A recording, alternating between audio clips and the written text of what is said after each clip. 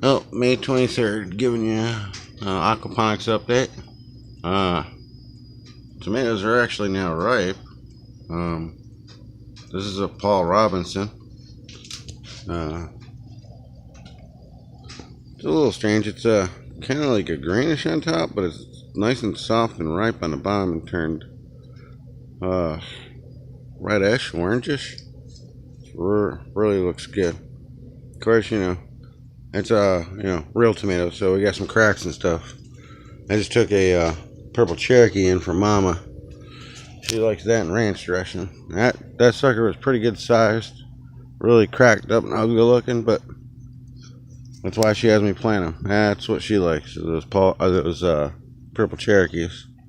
I showed you a Paul Robinson, and let's see what we got here. All right, there we are. That is a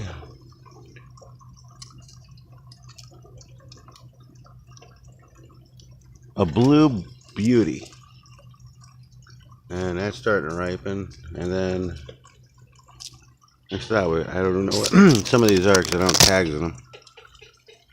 And these are the black beauties. We got one ripening over here, and we got a bunch of Cherokee purple plants.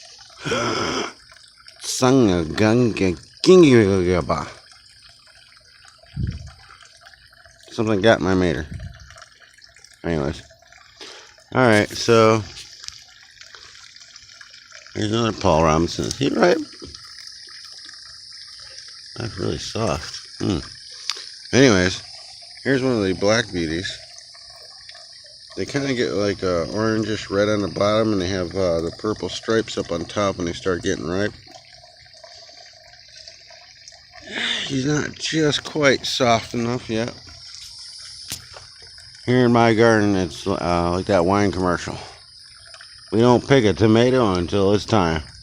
I'm waiting for them to get nice and soft. But these guys over here, these Paul Robinsons, and I got a frog on there. Look at Mr. Frog. I have a complete ecosystem here. Mr. Frog, he's down there waiting for a bug to come by. Good boy. I'm watching my meters. But, let's see down here. They are soft. So I guess these Paul Robinsons, I guess this is what they look like when they're ripe. Let me get a closer shot. But that seems pretty soft. And as you can see in my aquaponics, we got tomatoes. I've been adding that bone meal to the swirl filter. Yeah, look at that. Now I see what I call them black beauty. Look at that, beautiful. Look at that leaf over. Look at that. Look at the color on that. Man, it just says eat me. Anyways, we got been picking the green peppers. They're still growing away in here. We got quite a few of them throughout the plants. Back here I got cayenne peppers growing all over the place. And great plant. He's taking on real slow.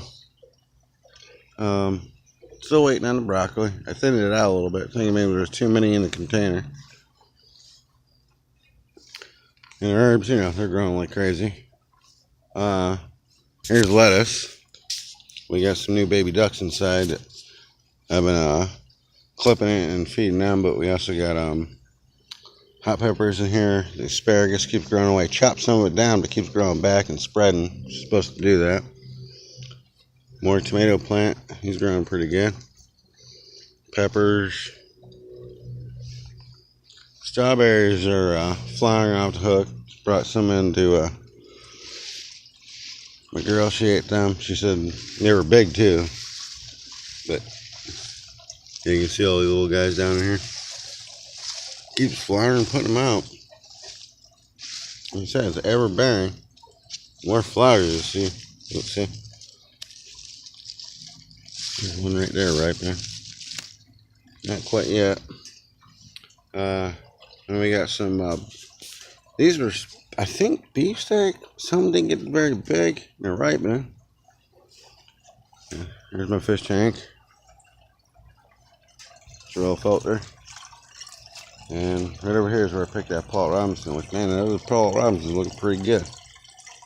We just had oh yeah, we just had some of the black krim, bacon, lettuce, tomato. Oh man, that was good. Can't beat that. And strawberries are really going good. But as you can see, everything's really doing good out here. This is May 23rd. And look at this banana tree plant. Remember I showed you last time? It's been growing. Just fed the fish a second time. These guys are getting hungry. It's got goldfish and koi fish in here. Out of the way, chickens. Move it. But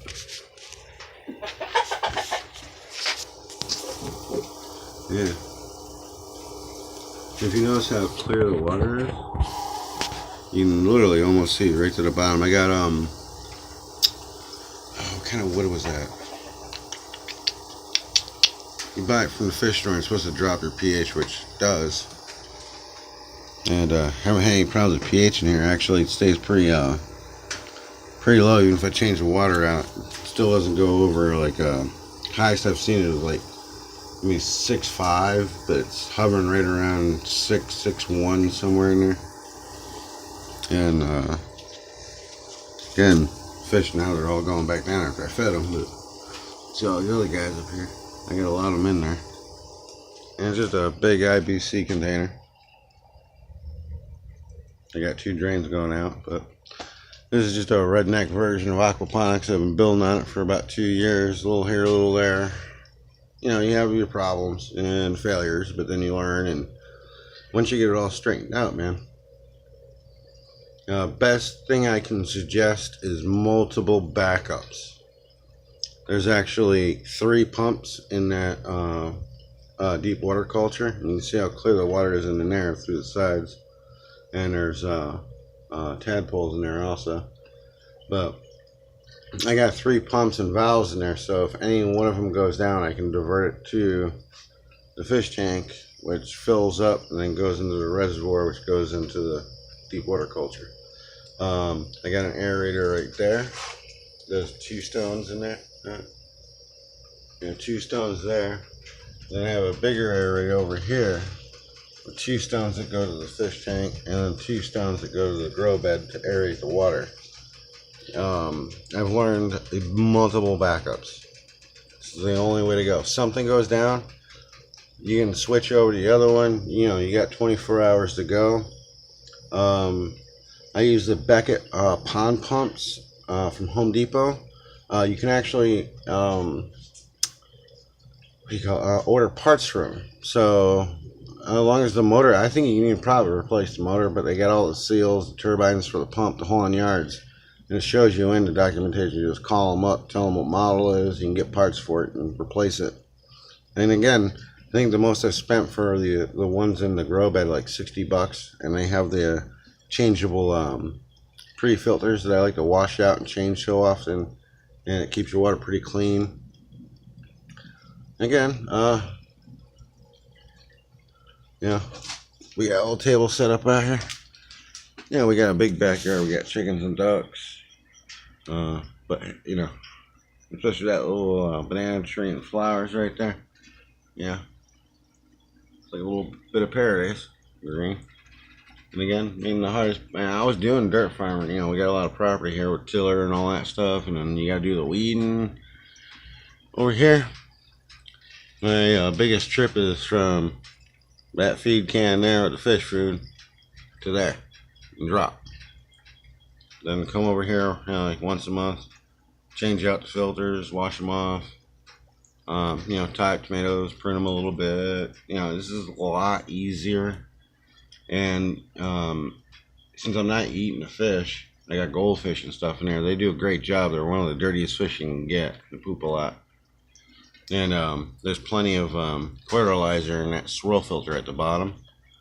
I go ahead and put it up, and the different plants stuff around here helps them out.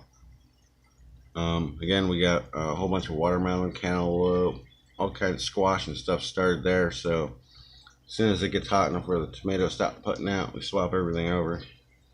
Again, Redneck Farms here, doing good. See you next time.